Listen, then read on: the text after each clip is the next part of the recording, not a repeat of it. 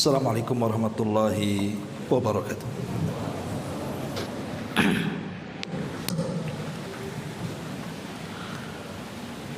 Alhamdulillah wassalatu wassalamu ala Rasulillah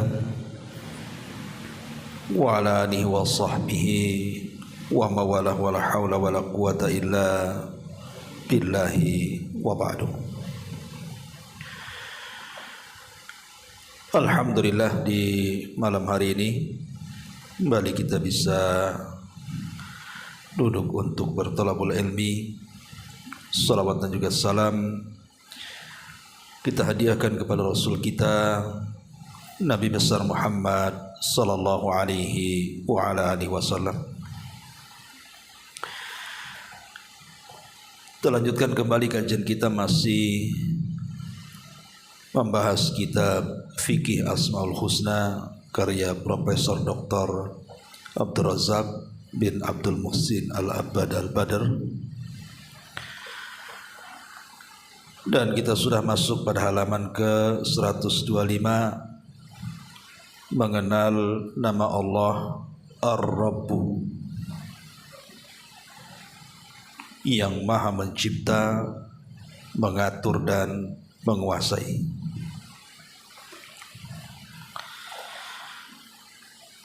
Ma'asyiral muslimin wal muslimat rahimani wa rahimakumullah. Sering saya ulang-ulang bahwa mempelajari nama-nama Allah yang husna, yang baik itu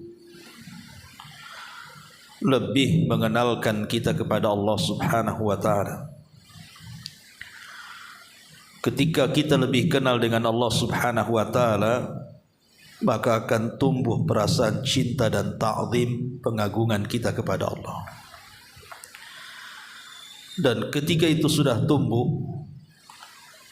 maka kita akan lebih taat dengan aturan-aturan Allah dan akan lebih jauh lagi menjauh daripada larangan-larangan Allah Subhanahu wa ta'ala, dan mempertebal harapan dan juga takut lebih kepada Allah Subhanahu wa ta'ala. Salah satu nama Allah Subhanahu wa ta'ala dari 99 nama adalah Ar-Rabbu, yang maha mencipta, mengatur dan menguasai. Ma'asyiral muslimin yang dimuliakan Allah Subhanahu wa ta'ala, kalimat Ar-Rabb dalam Al-Quran itu hampir mencapai 900 kali terulang dalam Quran, baik secara mufrad ataupun secara idhafah. Maksudnya baik secara berdiri sendiri kalimat Ar-Rabb ataupun disandarkan dengan kalimat yang lain. Itu terulang sampai 900 kali. Adapun yang disebut Ar-Rabb saja tanpa diidhafahkan itu sekitar 121 kurang lebih terulang dalam Al-Qur'anul Karim. Nah, di antaranya di sini pengarang menyebutkan beberapa ayat yang disebut kalimat Ar-Rabb.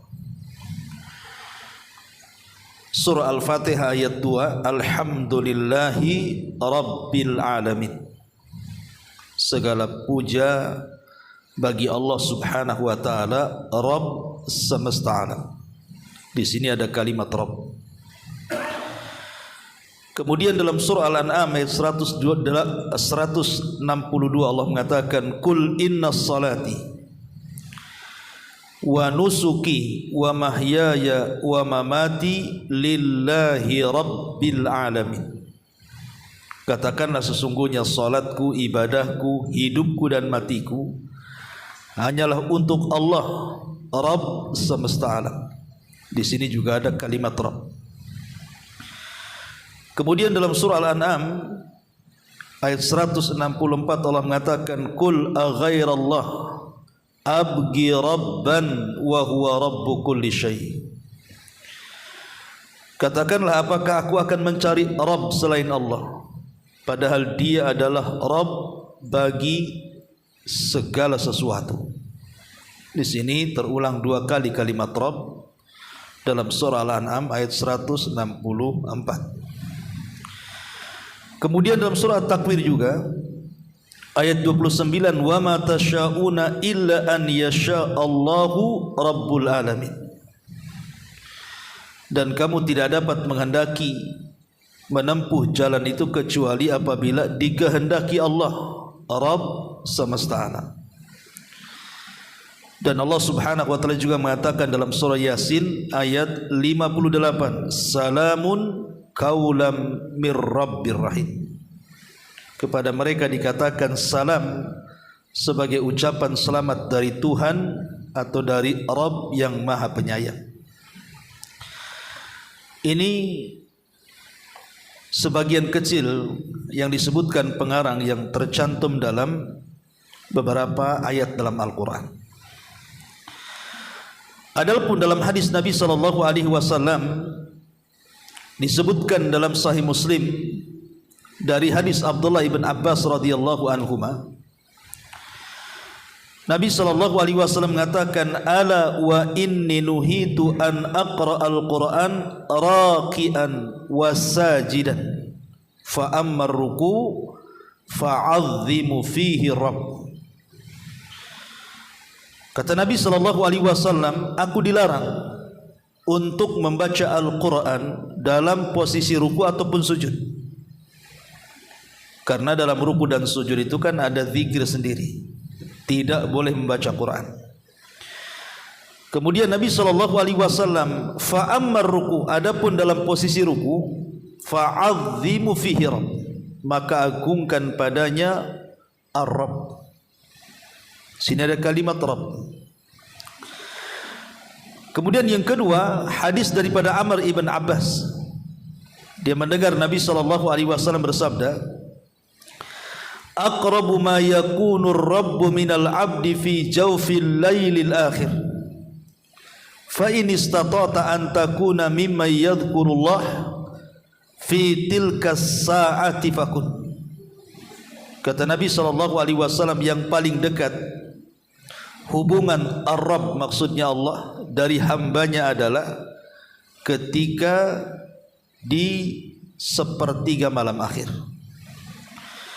Maka kalau engkau ingin menjadi hamba yang senantiasa berzikir kepada Allah di saat-saat itu, di waktu-waktu itu, maka silahkan lakukan. Di sini ada kalimat Rabb. Aqrabu ma yakunu ar-rabbu minal abdi. Jadi kata Nabi SAW, paling dekatnya ar-Rabb atau Allah Subhanahu wa taala dari hambanya adalah di tengah malam akhir atau di sepertiga malam akhir. Ini pun disebut kalimat ar-Rabb. Kemudian yang ketiga, hadis dari Malik ibn Sa'sa'ah pada peristiwa Isra. Nabi SAW mengatakan, fa'ataitu ala Musa, aku pun mendatangi Nabi Musa, fasallamtu alaihi, aku pun mengucapkan salam. Faqala marhaban bika min akhin wa nabiyyin, selamat datang untukmu saudara dan nabi. Falamma jawaztu baka, ketika aku hendak berpisah dengan Nabi Musa, Musa pun menangis. Faqila, maka dikatakan, ma'abkaka, apa yang membuat anda menangis wahai Musa? Qala, maka Musa mengatakan, ya Rabb, hadzal gulam alladhi bu'itha ba'di yadkhulul jannata min ummati afdal mimma yadkhulu min ummati. Maka Musa mengatakan, ya Rabb, anak muda ini diutus sepeninggalku, tetapi umatnya yang masih sorga jauh lebih banyak dibandingkan umatku yang masuk sorga. Hadis ini dikeluarkan Sahih Bukhari, dan banyak lagi ayat-ayat dan hadis Nabi SAW yang menjelaskan tentang kalimat ar-Rabb. Taib, untuk lebih dalam lagi, apa makna Rabb itu? Kemudian apa manfaatnya ketika kita mengetahui makna Ar-Rabb itu dalam kehidupan kita? Kan itu yang kita maukan ketika kita mempelajari nama dan sifat bagi Allah. Harus ada pengaruh. Kira-kira pengaruhnya apa? Karena pengaruh itulah yang penting saat kita mengetahui nama-nama Allah Subhanahu wa ta'ala. Karena salah satu pertanyaan kita atau yang akan ditanyakan kepada kita dalam kuburan kita adalah man rabbuka, siapa Rabbmu. Sehingga kita harus tahu siapa Rabb kita. Ma'asyiral muslimin yang dimuliakan Allah Subhanahu wa ta'ala, saya akan ringkas dulu sebelum kita baca. Sebab kalau kita baca buku ini memang agak bingung ya. Harus dibaca satu-satu dan akan lama. Baik, ma'asyiral muslimin yang dimuliakan Allah Subhanahu wa ta'ala, kalau kita perhatikan di dalam Al-Quranul Karim, kalimat Rabb ini dijelaskan taqumu ala ruknaini itsnaini. Kalau disebut kalimat Rabb berarti berdiri dua rukun yang memaknai kalimat itu. Ahaduhuma, yang pertama, ifradullahi bil khalqi, mengesahkan Allah Subhanahu wa ta'ala bahwa Allah lah satu-satunya pencipta dan tidak ada pencipta selainnya. Kalau disebut kalimat Rabb berarti harus ada keyakinan dalam hati kita bahwa tidak ada pencipta kecuali Allah. Ini yang pertama.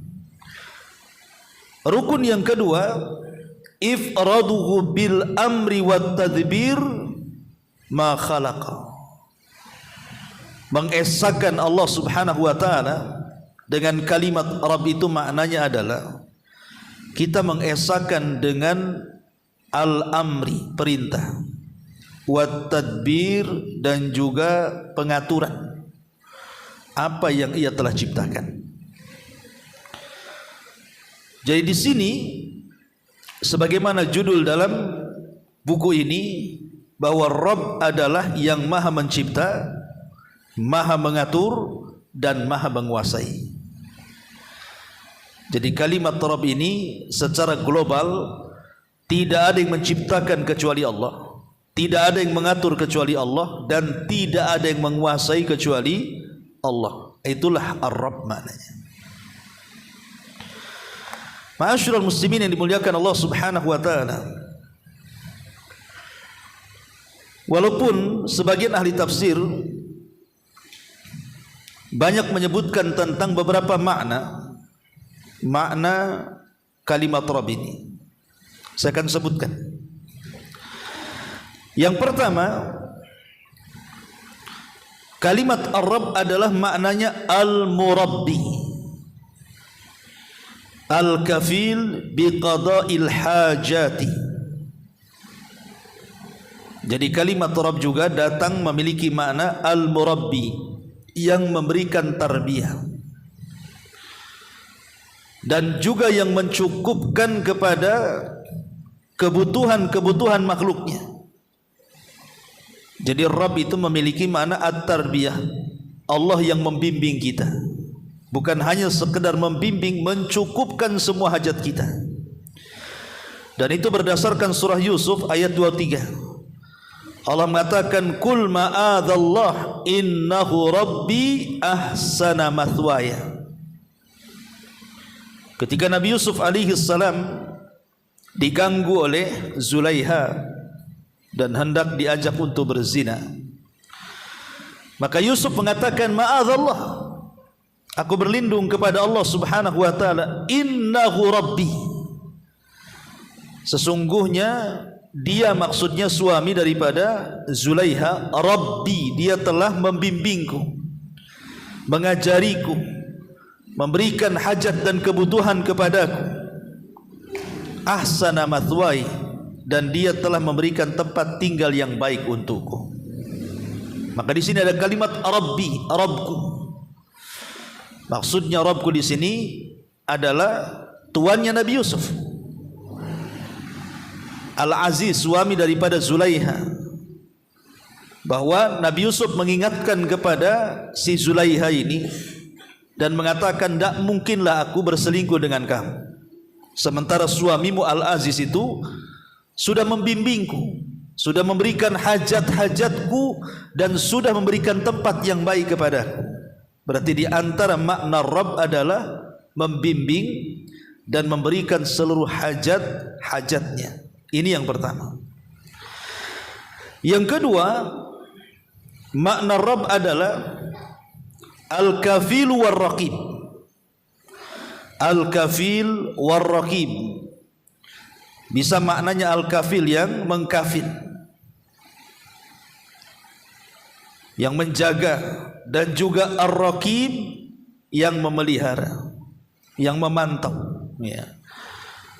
Dan itu berdasarkan firman Allah Subhanahu wa taala atas lisan Ibrahim alaihi salatu wassalam, fa innahum aduwwun li illa rabbul alamin. Maka sesungguhnya mereka adalah musuhku kecuali Rabb semesta alam. Maka makna Rabb di sini artinya Al-Kafil yang menjaga. Jadi Ibrahim mengatakan kecuali Rabb yang menjaga aku, dan juga Ar-Raqib berdasarkan surah Al-Muzammil ayat 9. Kemudian yang ketiga, Ar-Rabb memiliki makna As-Sayyid, Tuan. Memiliki makna As-Sayyid, Tuan. Sebagaimana yang masyhur perkataan siapa? Abdul Muttalib. Perkataan Abdul Muttalib bahwa ketika Abrahatul Asram hendak menghancurkan Ka'bah, apa kata Abdul Muttalib?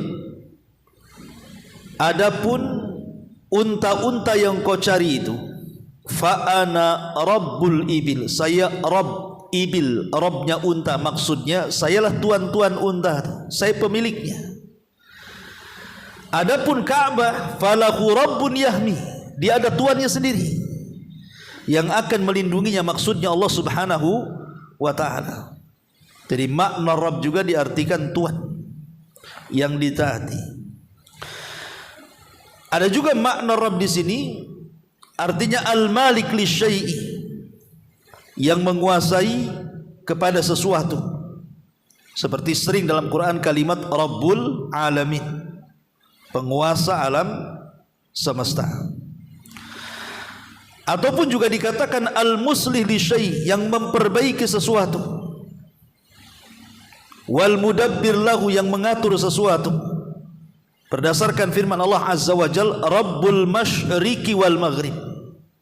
Rabb arah timur dan barat, artinya mengatur timur dan juga mengatur barat. Dan begitu seterusnya. Ya, banyak sekali makna kalimat Ar-Rabb itu, baik secara bahasa ataupun yang tertuang di dalam Al-Quran, tergantung konteksnya.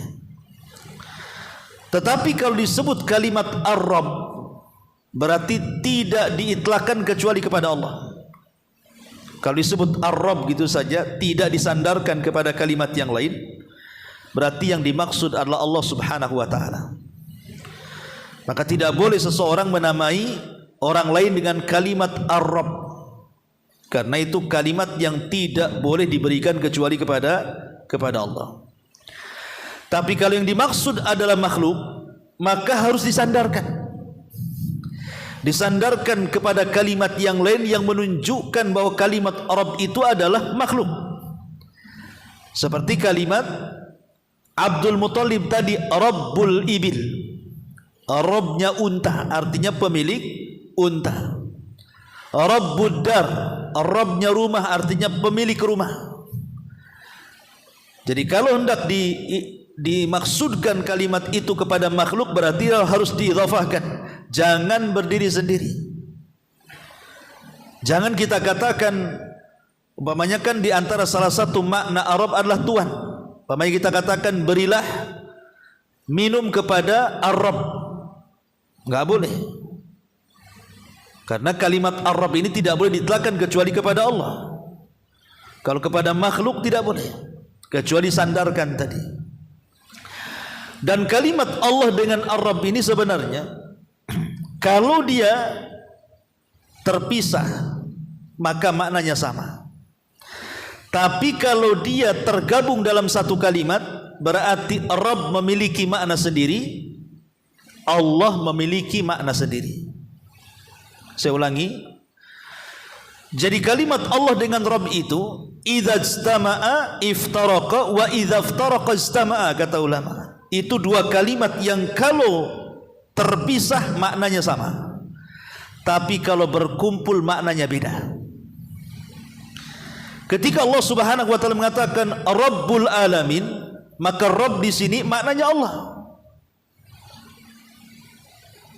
Tetapi kalau umpamanya dalam satu kalimat Allah sendiri tersebut dua kata kalimat Rabb dan Allah, berarti yang dimaksud Rabb di sini artinya rububiyah, yang dimaksud Allah artinya uluhiyah. Yang dimaksud Ar-Rabb rububiyah maksudnya mengesahkan Allah dalam setiap perbuatannya. Yang dimaksud uluhiyah artinya mengesahkan Allah dalam setiap peribadatan kepadanya. Itulah bedanya rububiyah dengan uluhiyah. Kalau rububiyah itu bicara perbuatan Allah kepada kita. Kalau uluhiyah bicara perbuatan kita kepada Allah, dibalik. Jadi pahami ya, kalau rububiyah itu perbuatan Allah kepada kita. Allah menciptakan, Allah menghidupkan, Allah mematikan, Allah ngasih rezeki, itu kan semua perbuatan Allah tuh. Itu disebut rububiyah. Tapi kalau perbuatan kita kepada Allah, salat, puasa, zakat, haji, ibadah apapun, ketika kita berikan kepada Allah, itulah yang disebut uluhiyah, mengesahkan Allah dalam setiap peribadatan. Ma'asyiral muslimin yang dimuliakan Allah Subhanahu wa taala, untuk mempermudah gambaran apa makna Rabb itu. Setelah kalau kita mau gabungkan semua makna dalam Quran itu untuk memudahkan. Ingat ketika saya menjelaskan kepada antum tentang 5 istilah. 5 istilah.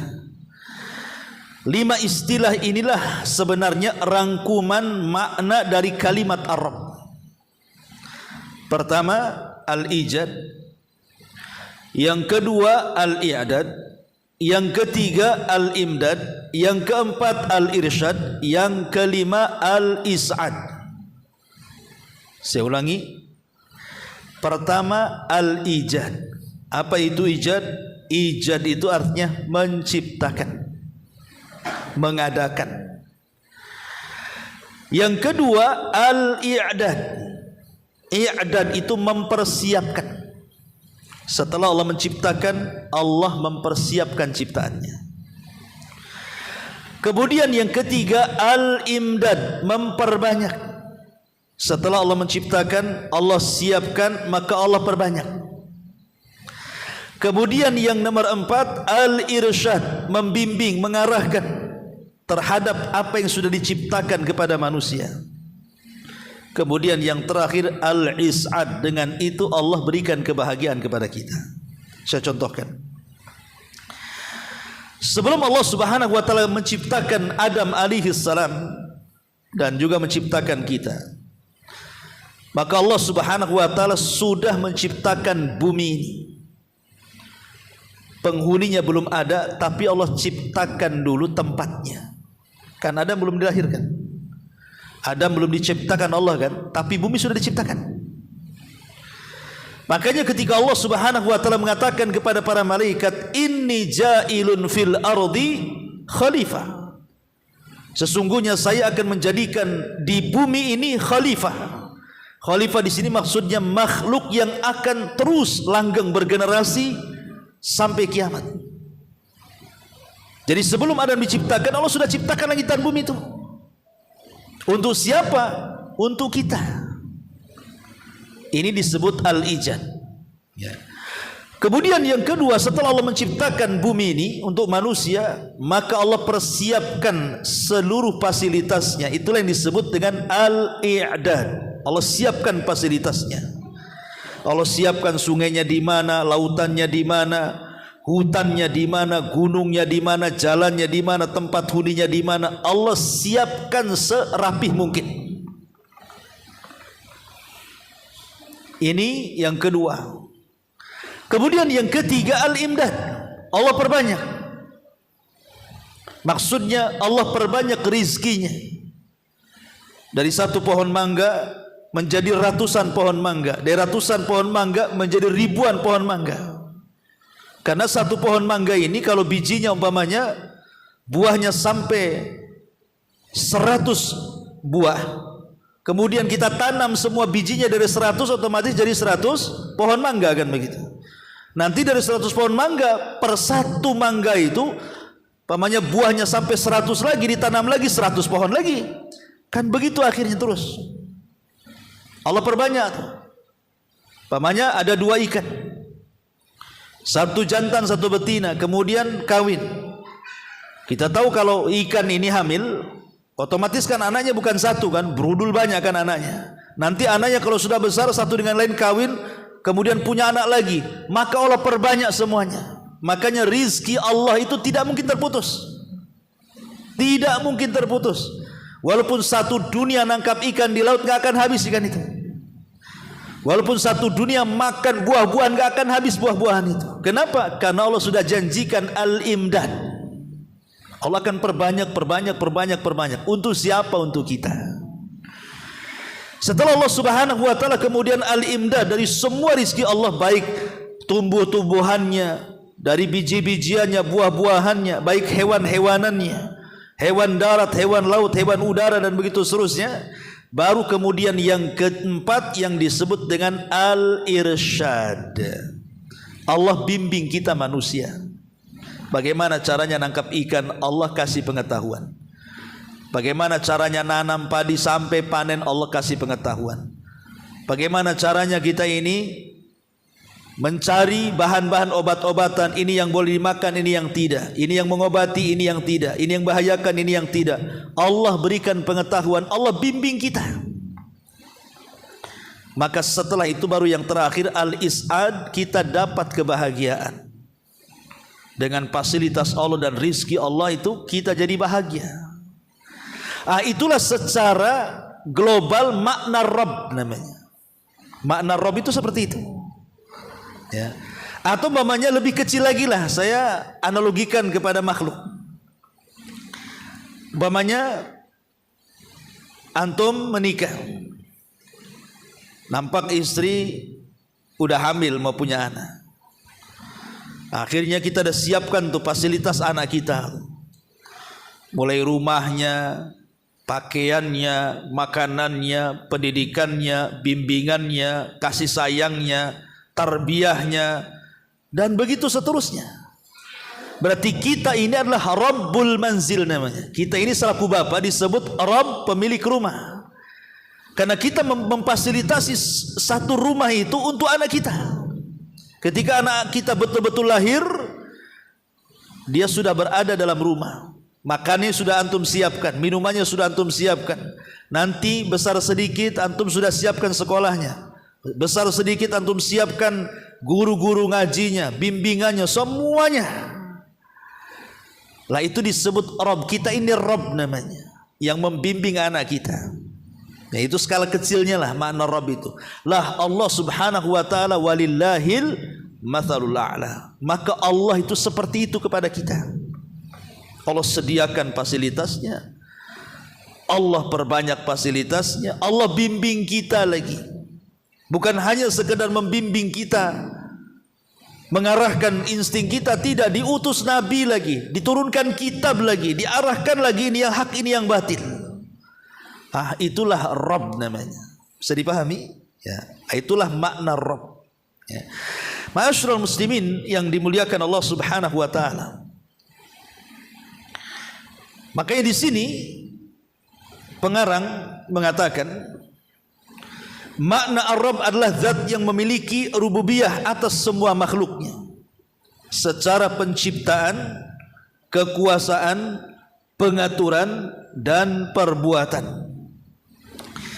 Ini adalah nama yang menunjukkan akan banyak makna, bukan hanya satu makna saja. Ibnu Jarir At-Tabari rahimahullahu ta'ala berkata, Ar-Rabb dalam bahasa Arab memiliki banyak makna. Di antaranya seorang tuan, sayyid, atau tokoh yang ditaati dalam masyarakat disebut Rabb juga. Seseorang yang dapat memperbaiki sesuatu, al-muslih itu disebut Rabb, ataupun pemilik sesuatu juga disebut Rabb. Dan masih ada makna selain itu yang intinya kembali kepada 3 makna di atas. Maksudnya 3 makna itu bahwa Allah yang menciptakan, Allah yang mengatur, dan Allah yang menguasai. Itu inti dari semuanya. Ya, kalau antum baca ya memang intinya seperti itu, akan dibolak-balikan di makna itu sebenarnya. Ya. Ma'asyiral muslimin yang dimuliakan Allah Azza wa Jalla. Di sini ada perkataan pengarang yang bagus sekali.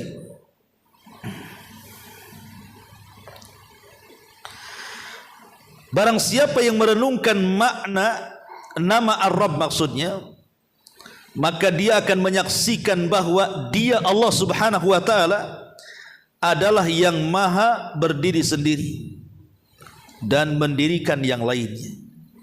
Jadi Allah itu tidak berhajat kepada makhluknya, tapi justru dia yang mengayomi makhluknya. Dia yang menakdirkan setiap jiwa dengan kebaikan dan kejelekan. Dia bersemayam di atas arasy-Nya, bersendirian dalam mengatur kerajaannya. Segala pengaturan ada di tangannya, tempat kembalinya segala sesuatu kepadanya. Segala bentuk pengaturan alam semesta turun dari sisinya lewat tangan-tangan para malaikat, baik berupa pemberian, pencegahan, merendahkan, meninggikan, menghidupkan, mematikan, mengangkat, memberhentikan, menggenggam dan membentangkan, menghilangkan kesulitan, menolong orang-orang yang membutuhkan, dan mengabulkan orang-orang yang dalam kesulitan. Dari sini Allah mengatakan, yas'aluhu man fis samawati wal ar kulla yaumin huwa fi sya'n. Semua yang ada di langit dan di bumi selalu minta kepadanya setiap waktu Allah dalam kesibukan. Allah itu sibuk setiap harinya, ya, mengatur hamba-hambanya lewat para malaikat. Ya, dengan cara apa? Si fulan dihidupkan, lahirlah manusia. Si fulan diwafatkan, matilah manusia. Si fulan diangkat menjadi pemimpin, si fulan pula diberhentikan menjadi pemimpin. Si fulan diberikan kekayaan, si fulan pula dimiskinkan. Si fulan dijayakan, si fulan pula dilemahkan. Dan begitu seterusnya.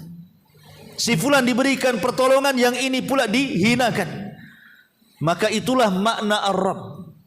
Jadi Allah Subhanahu wa taala yang melakukan segala sesuatu terhadap makhluknya, baik kebaikan ataupun keburukan, semua datang dari Allah Subhanahu wa taala.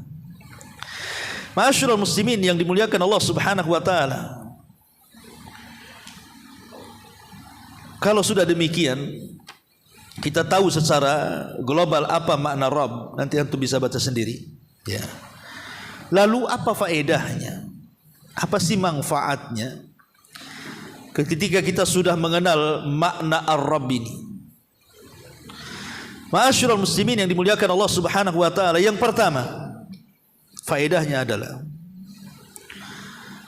an ta'lama anna Allah Ta'ala lahu uluwus sya'ni wal qahri wal fauqiyati wa awsaf al azamata wal kibriya wa annahu la yunazi fi dhalik fataqtadi minka dhullan wa inkisaran wa iftiqaran. Ketika kita sudah paham, sudah tahu makna Ar-Rabb tadi, bahwa Allah itu yang menguasai, yang mengatur, yang menciptakan, yang mematikan, yang menghidupkan, dan begitu seterusnya, maka kita tahu bagaimana ketinggian Allah Subhanahu wa taala, bagaimana kekuatan Allah Subhanahu wa taala, bagaimana keagungan Allah Subhanahu wa taala, bahwa tidak ada yang menciptakan kecuali Allah, dan Allah tidak bantu saat menciptakan. Tidak ada satupun yang membantu Allah saat menciptakan makhluk-makhluknya. Dan tidak ada satupun yang membantu saat pengaturannya, karena makhluk adalah milik Dia, pengaturan semua milik Dia, kekuasaan semua milik Dia. Maka dari sini lahirlah sebuah keyakinan kepada kita bahwa Allah itu atas segala sesuatu maha mampu. Dengan itulah kita wajib merendahkan diri kepada Allah. Kita wajib berhajat kepada Allah, merasa miskin kepada Allah Azza wa Jalla. Karena siapa kita di hadapan Allah? Allah maha kaya, maha kuat, maha perkasa, maha segala-galanya. Kita mau sombong pula di hadapan Allah. Maka dengan mengenal kalimat Ar-Rabb, tumbuhlah perasaan kerendah dirian kita di hadapan Allah Subhanahu wa taala. Ini yang pertama. Ya. Yang kedua adalah antashtaira tiwalal waqti annaka abdun lahu rabb. Harus punya perasaan dalam hati kita ini setiap waktu bahwa kita ini seorang hamba dan di atas sana ada Rabb yang senantiasa mengawasi kita, yang mengatur kita, yang sewaktu-waktu bisa mematikan kita. Sehingga dengan seperti itu tumbuh rasa takut, akhirnya kita terus bertobat kepada Allah Azza wa Jalla dan kembali kepada Allah Azza wa Jalla. Seperti kisahnya siapa? Kisahnya Bishr al-Hafi. Bishr al-Hafi ini ikhwan, disebut Hafi itu karena tidak mau pakai sandal sebenarnya kan. Jadi kemana-mana nyeker bahasa kitanya. Bishr al-Hafi, maka disebut Bishr al-Hafi yang tidak pakai sandal. Ya kayak orang-orang desa itu kan biasanya zaman dulu, ya kan, zaman nggak enak gitu ya, antum yang mengalami mungkin hidup desa kan. Kita ini jarang pakai sandal dulu kan. Bahkan ke sekolah aja jarang pakai sepatu. Bahkan pulang dari sekolah dijinjing pula sepatunya. Kan gitu. Ya. Tapi maksudnya Bishr al-Hafi ini ada kisahnya. Kenapa dia ulama satu-satunya yang kemana-mana nggak pakai sandal tuh, Bishr al-Hafi. Jadi satu hari Bishr al-Hafi ini dulunya ahli maksiat. Bishr al-Hafi itu ahli maksiat dulu. Suka mabuk, main perempuan, pokoknya terkenal. Karena dia orang kaya. Bishr al-Hafi itu seorang pedagang sukses. Ya. Dan suka mengundang wanita-wanita untuk menyanyi di rumahnya, berjoget, mabuk dan begitu seterusnya. Jadi satu hari ada orang soleh. Orang soleh ini lewat di depan rumahnya Bishr al-Hafi. Maka dilihatlah rumah itu ramai dengan musik, ya, dengan biduan-biduan wanita mabuk dan begitu seterusnya. Jadi orang soleh ini kemudian memanggil-manggil orang yang dalam rumah itu. Tapi Bishr tidak keluar, yang keluar budak perempuannya. Dan mengatakan, ada apa Tuhan? Maka orang ini mengatakan, hadza baitu abdin, gitu. Hadza baitu abdin. Ini rumahnya hamba ya. Hamba itu maksudnya budak. Bishr itu kan bukan budak orang merdeka. Ya. Kemudian orang ini pergi. Kemudian pembantunya ini, budak wanitanya ini ngomong sama majikannya Bishr ini, menyampaikan ucapan orang soleh tadi, bahwa orang itu mengatakan kepadamu, engkau seorang abd, seorang hamba, kata, hamba sahaya. Langsung dek dalam hati Bishr ini, dia paham maksudnya. Maksud ucapan orang soleh itu bukan hamba di sini, bukan lawan daripada orang merdeka, tidak. Maksudnya orang soleh itu mengatakan, engkau ini hamba Allah, tidak takut ya kepada Allah, gitu maksud. Maka dia merasa tuh ucapan itu masuk dalam hatinya. Langsung dia kemudian keluar menyusuri orang soleh ini, terus sampai akhirnya ketemu di padang pasir, nasihati, akhirnya tobat. Selepas itu dia berjanji semenjak tobat, karena dia kan ketika mengejar orang soleh itu sampai putus sandalnya, kemudian nggak pakai sandal lagi. Kemudian dia berjanji setelah tobat, dan saya tidak akan pakai sandal lagi. Nah, sejak itulah orang memanggilnya Bishr al-Hafi. Ya, Bishr al-Hafi, seorang ulama zahid, zuhud gitu ya. Tobat habis itu. Tidak ada lagi mabuk, tidak ada lagi main perempuan, betul-betul yatafarraq fil ilmi. Memang betul-betul dia mencari ulama, belajar, akhir menjadi alim. tapi kemana-mana nggak mau pakai sandal. Itu aja kan itu. Namanya Bishr Al-Hafi. Yang ingin saya katakan bagaimana Bishr Al-Hafi ini, sebab tobatnya adalah ketika diingatkan bahwa kita ini seorang abdun, seorang hamba. Berarti kalau kita sudah terasa kita ini seorang hamba, berarti di sana ada Tuhan, ada Rabb. Itulah Rabb Allah Subhanahu wa taala dan kita adalah hambanya. Ini yang kedua. Yang ketiga, ya.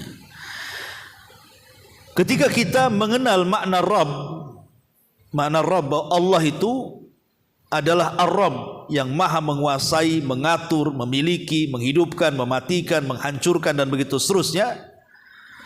Berarti di sini mewariskan kepada kita tawadhu'an li rabbih wa tauhidan lahu. Tertanam kepada kita harus adanya ketundukan, rendah diri kepada Rabb, tidak sombong, dan juga senantiasa mentauhidkan Allah Subhanahu wa taala. Termasuk yang keempat juga tumbuh redha. Tumbuh perasaan redha. Redha terhadap apa? Terhadap takdirnya, terhadap keputusannya. Karena Allah Subhanahu wa taala kan memberikan segalanya kepada kita dan sudah membagi-baginya. Contoh Allah itu Ar-Razzaq yang maha pemberi rizki. Dan Ar-Razzaq itu bagian daripada makna Rabb. Ya. Bagian daripada makna Rabb itu ya Ar-Razzaq itu. Karena ketika kita bicara Rabb berarti bicara rububiyah. Ketika kita bicara rububiyah berarti kita bicara seluruh perbuatan Allah, termasuk memberikan rizki, menghidupkan, mematikan, dan itu semua di bawah makna Ar-Rabb. Ketika itu kita pahami bahwa Allah Subhanahu wa taala yang berikan rizki dan Allah yang kemudian membagi-bagikan rizki itu, maka kita harus yakin dengan qadha wa qadar. Beriman dengan takdir Allah Subhanahu wa taala, redha dengan pemberian Allah Subhanahu wa taala. Karena Allah yang menciptakan kita, Allah yang tahu maslahat kita. Kan Allah yang menciptakan kita, Allah yang tahu maslahat kita. Ketika Allah yang tahu maslahat kita, terkadang ada orang yang kemudian diberikan kekayaan lebih, ada orang yang dimiskinkan lebih. Karena boleh jadi kalau seandainya orang kaya ini yang beriman, kalau Allah miskinkan dia bisa kufur. Dan orang miskin ini yang sudah beriman, kalau dikayakan dia melampaui batas. Atau orang sakit, kalau seandainya disehatkan dia kufur. Atau orang sehat, kalau dia disakitkan dia kufur. Allah tahu maslahat itu semuanya. Makanya kalau kita ditimpa musibah ataupun ditimpa kenikmatan dari Allah Subhanahu wa taala, dua sifat tidak boleh, tidak ada dalam diri kita. Pertama syukur dan yang kedua sabar. Karena itu sifatnya seorang mukmin.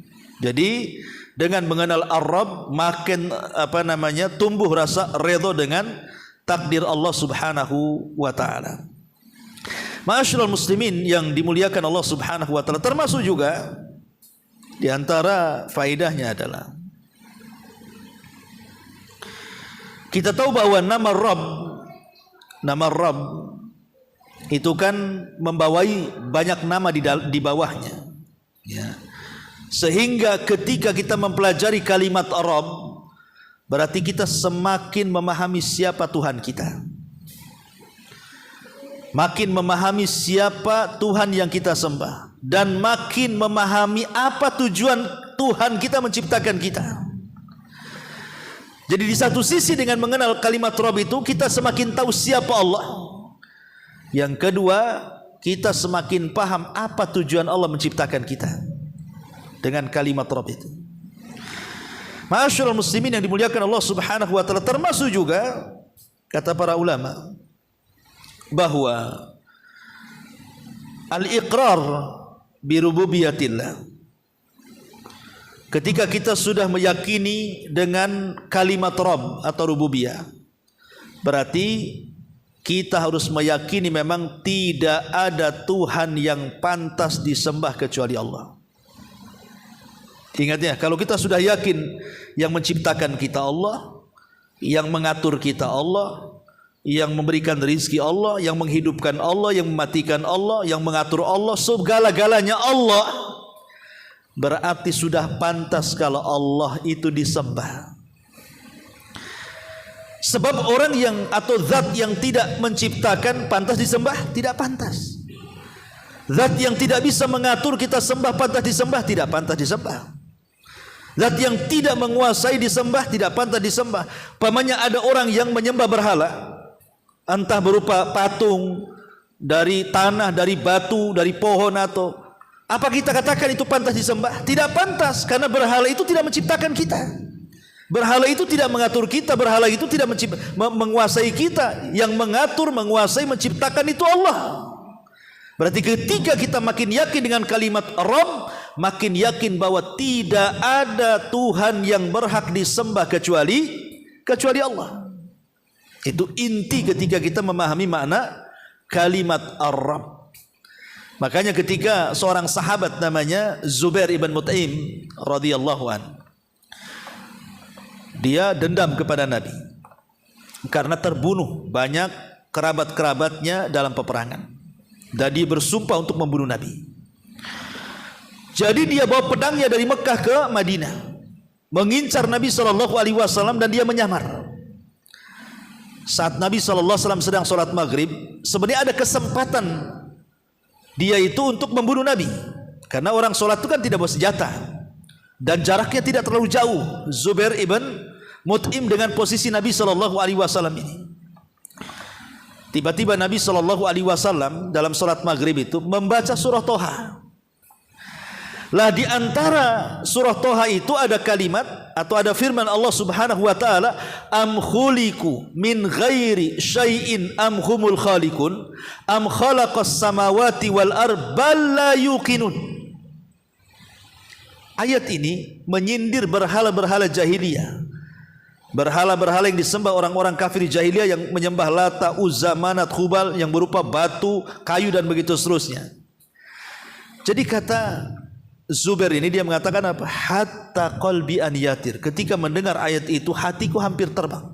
Kemudian pedangnya disarungkan kembali.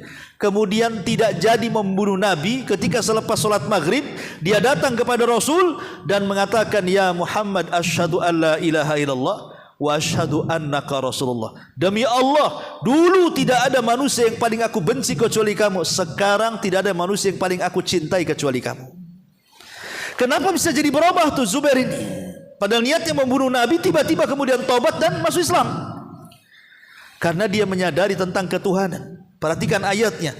Am khuliqu, apakah mereka berhala-berhala itu diciptakan min ghairi syai'in, dari sesuatu? Ini kan pertanyaan. Apakah berhala itu diciptakan dari segala sesuatu? Jawabannya bisa iya, bisa tidak. Ya. Ataukah pertanyaan yang kedua, mereka tercipta dengan diri sendiri, tahu-tahu ada.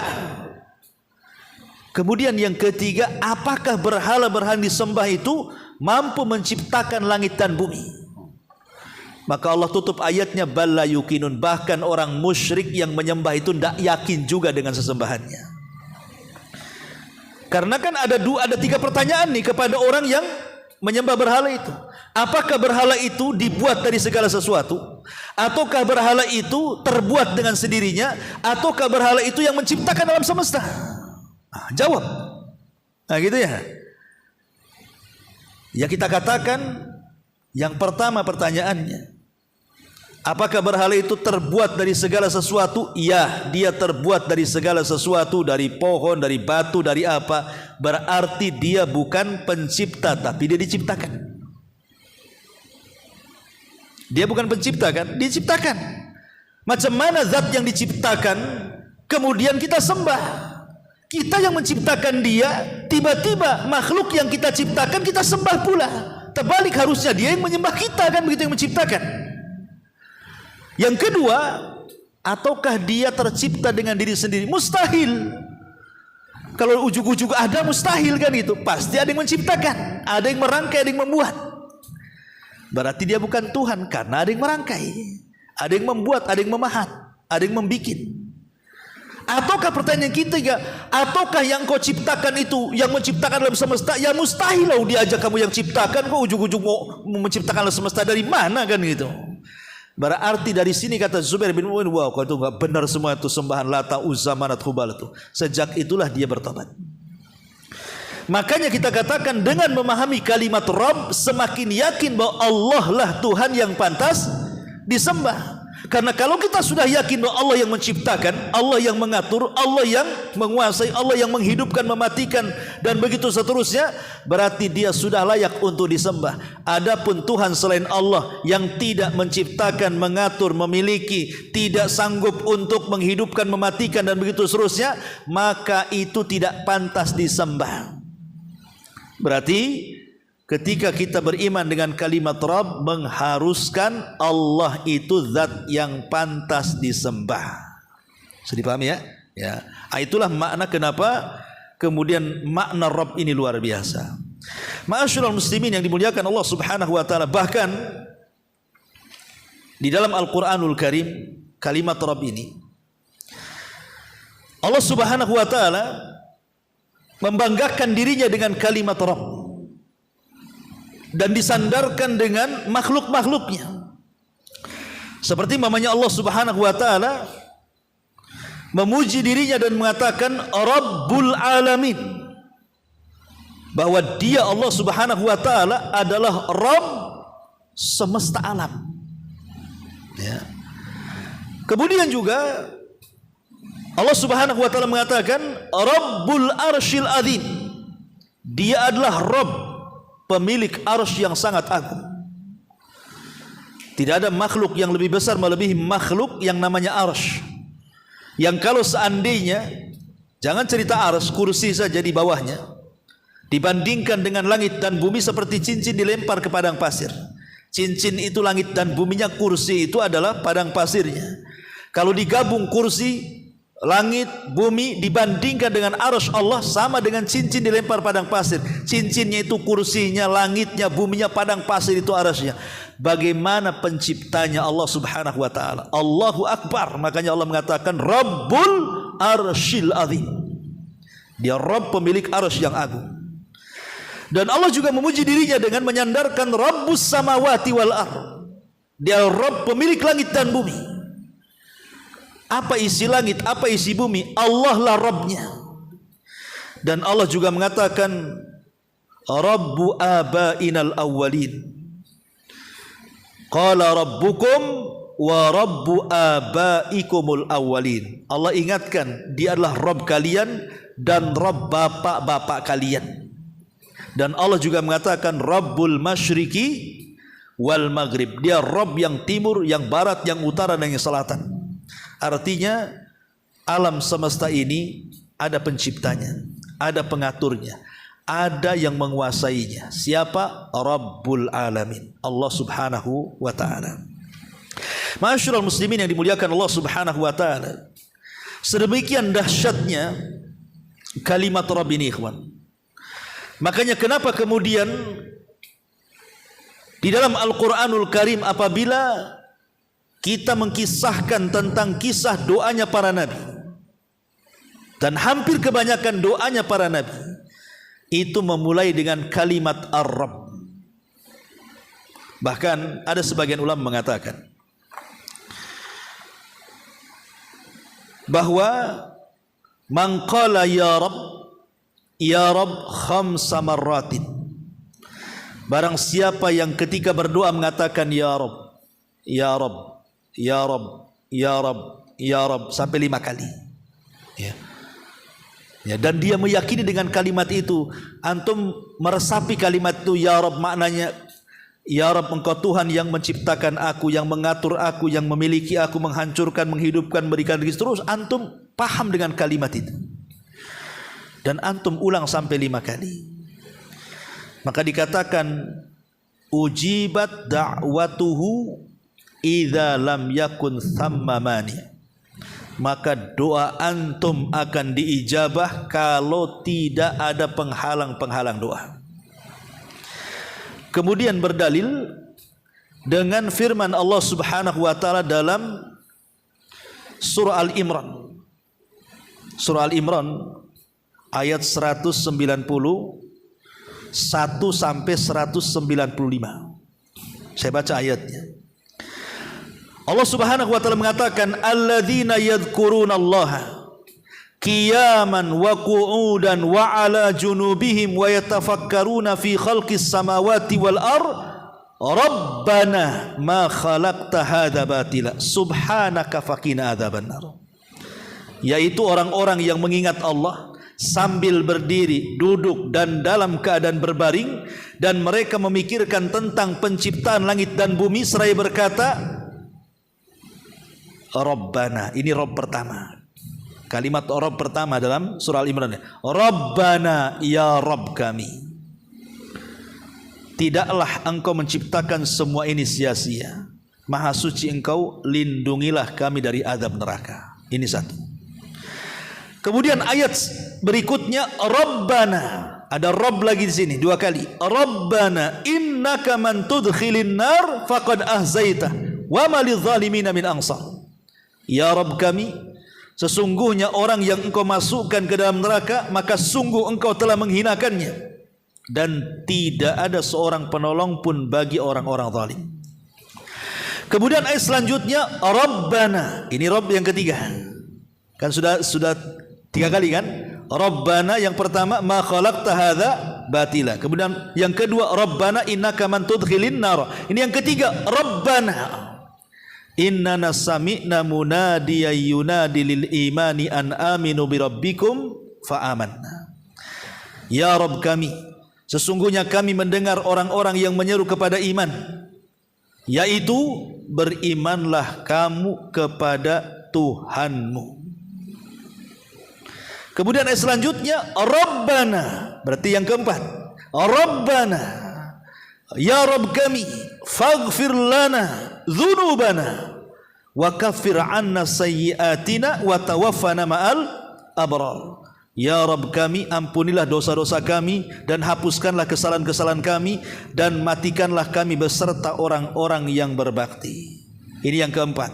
Dan yang kelima Rabbana wa atina ma wa'adtana ala rusulika wa la tuhzina yaumal qiyamah innaka la tukhliful mi'ad. Ya Rabb kami, berilah kami apa yang engkau telah janjikan kepada kami melalui rasul-rasulmu, dan janganlah engkau hinakan kami pada hari kiamat, sungguh engkau tidak pernah mengingkari janji. Berarti ada 5 kalimat Rabbana. Lihat bagaimana ujung ayatnya. Fastajaba lahum rabbuhum. Maka Rabb mereka memperkenankan doa-doa mereka. Setelah Allah menyebut 5 kalimat Rabbana, kemudian Allah tutup ayatnya fastajaba lahum, Allah ijabah doanya. Sehingga sebagian para ulama beristihad bahwa kalau antum berdoa menyebut kalimat Rabbana 5 kali, selama tidak ada penghalang doa, mustajab doa antum. Dalilnya surah Al-Imran ayat 191 sampai 195. Jadi kita antum berdoa ya Rabb, ya Rabb, ya Rabb, nah gitu ya, sampai 5 kali. Ya. Maka kalau tidak ada penghalang-penghalang doa, maka insya Allah doa kita akan dijabah. Karena hampir doa para nabi dan rasul, ikhwatu fillah muliakan Allah Subhanahu wa taala, itu semua memulai dengan kalimat Rabb.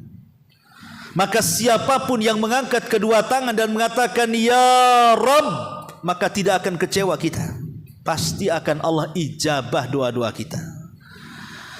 Ma'asyiral muslimin, kenapa demikian? Apa rahasianya?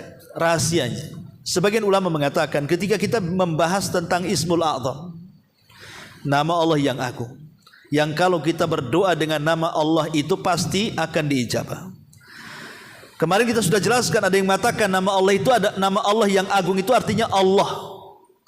Ada yang mengatakan Al-Hayyu Al-Qayyum. Ya. Ada juga yang mengatakan bahwa Ismul A'zam itu adalah nama yang kita berdoa yang cocok dengan permintaan kita. Jadi kalau kita umpamanya minta rizki, berarti Ismul A'zamnya ya Razzaq, wahai zat pemberi rizki. Kalau kita minta ampun, berarti Ismul A'zamnya ya Ghaffar. Kalau kita ini lemah dan ingin ditolong kan gitu ya, berarti Ismul A'zamnya ya Qawi, kan itu ya. Jadi nama-nama Allah yang sesuai dengan permintaan kita, itulah Ismul A'zamnya menurut sebagian ulama. Tapi ada juga yang mengatakan Ismul A'zam itu adalah kalimat Ya Rabb. Ada juga yang berpendapat Ya Rabb itu bagian daripada Ismul A'zam. Makanya kalau kita berdoa dengan mengatakan Ya Rabb, apalagi sampai 5 kali ya, berdasarkan surah Al-Imran tadi, maka insya Allah kalau tidak ada penghalang dalam doa kita, maka Allah akan ijabah doa-doa kita. Memang ada hadis juga yang mengatakan, riwayat 3 kali mengatakan Ya Rabb itu mustajab, tapi dilemahkan para ulama. Syekh Albani melemahkan riwayatnya ya. Ma'asyiral muslimin yang dimuliakan Allah Azza wa Jalla, ini diantara makna daripada Ar-Rabb ya. Ya, antum baca sendiri tinggal sedikit ya, karena intinya insyaallah tidak jauh dari yang saya terangkan ya. Karena kalau kita baca satu-satu perkataan beliau akan memakan waktu, dan beliau mengulang-ulang juga kalimatnya sehingga akan menghabiskan waktu. Tapi antum bisa baca sendiri, nanti kalau memang enggak paham minggu depan baru antum tanyakan. Kemudian juga yang ingin saya tambah bahwa ada kesyirikan dalam kalimat Rabb ini yang harus dihindari. Ya. Apa saja kesyirikan-kesyirikan yang harus dihindari dalam kalimat Ar-Rabb ini? Karena bagaimanapun Ar-Rabb ini kan bahasa daripada Ar-Rububiyah.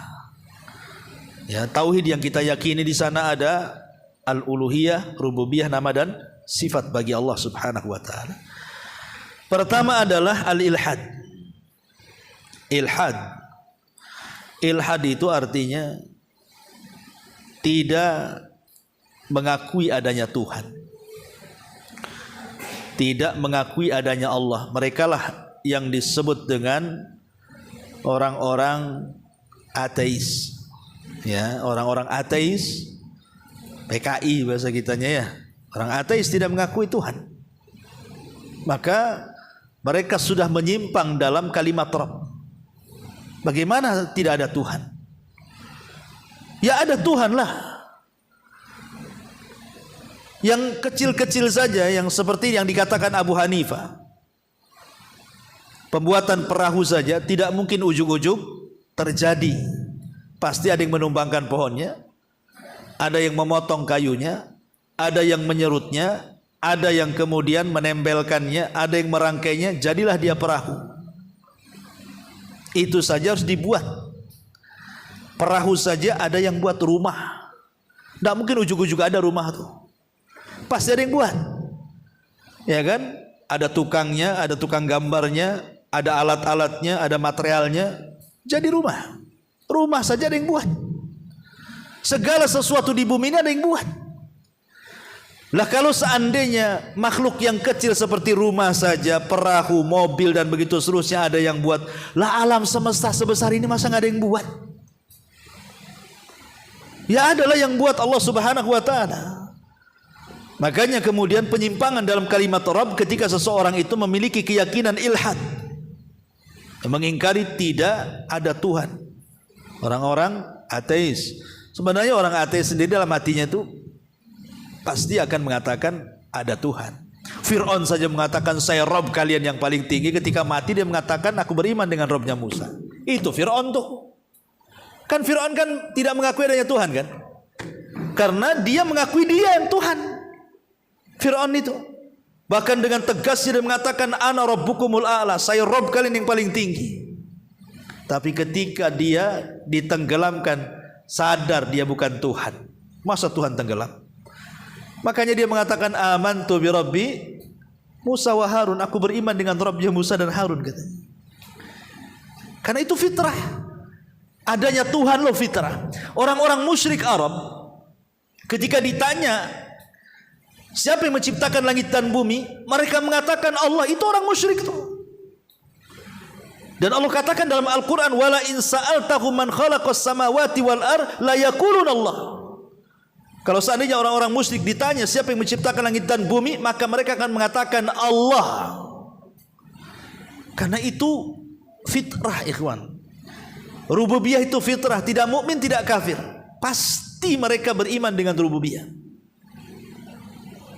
Tanya aja kepada siapapun yang beragama, Nasrani, Hindu, Buddha atau siapalah.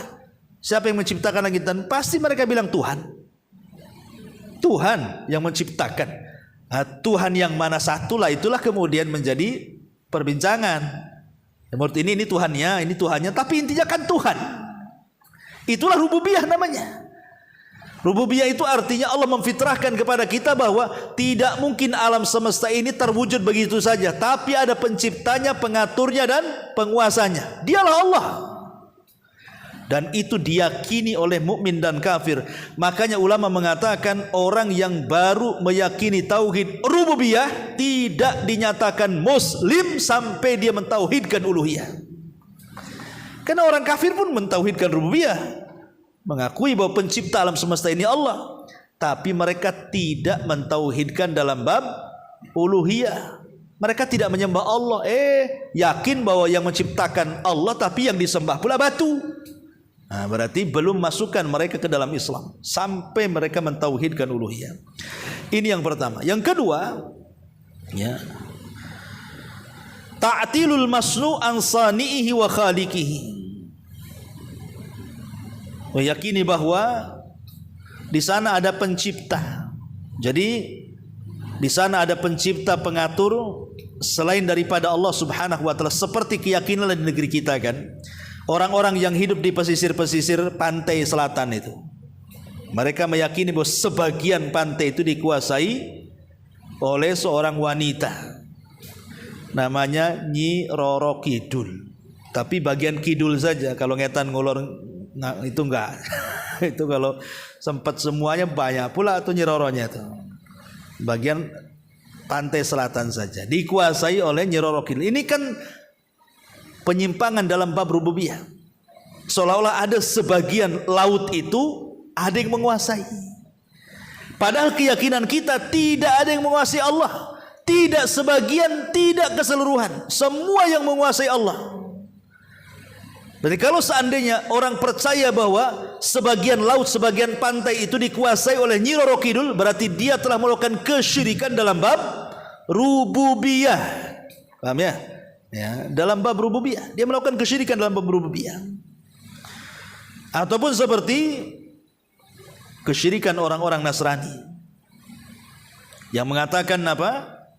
Isa adalah anak Tuhan, Isa adalah satu di antara tiga Tuhan, atau Isa adalah Tuhan itu sendiri. Ini juga dalam bab rububiyah.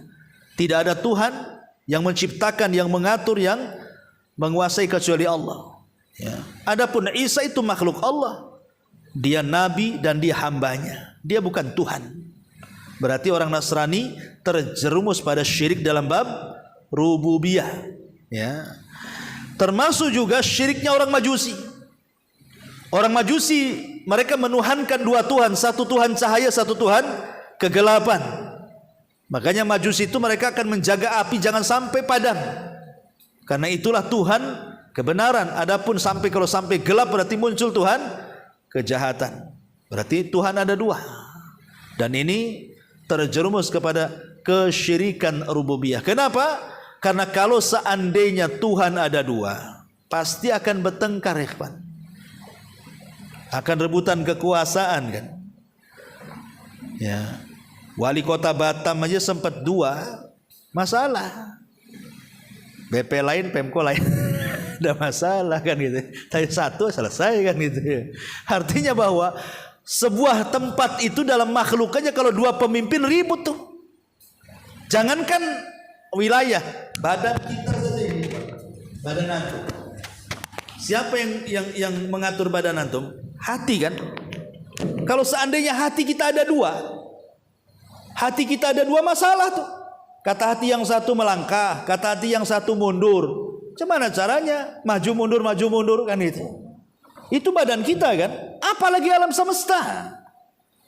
Kalau sampai ada dua Tuhan, masalah lah.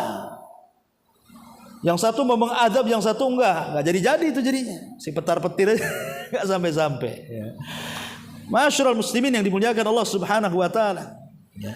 Termasuk juga kesyirikan Namrud kepada Ibrahim, yang mengatakan ketika Ibrahim mengatakan idz qala Ibrahim rabbiyalladzi yuhyi wa yumit, Ibrahim berkata Rabbku yang menghidupkan dan matikan. Apa kata Namrud? Ana uhyi wa umit, aku pun bisa menghidupkan dan matikan.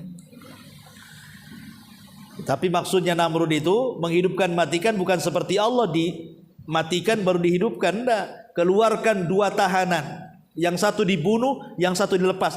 Aku bisa menghidupkan, aku bisa matikan gitu. Ini bukan begitu. Itulah Namrud. Ya. Nah, dia juga dalam harububiyah kesyirikan. Ataupun syirik dalam al-kawakib. Sebagian orang yang menyembah bintang. Di zaman Nabi Ibrahim kan ada orang penyembah bintang, yang kemudian menjadi cikal bakal hari ini dalam dunia perdukunan dengan istilah ahli nujum, yang menggunakan zodiak perbintangan untuk dijadikan kesyirikan dalam rububiyah.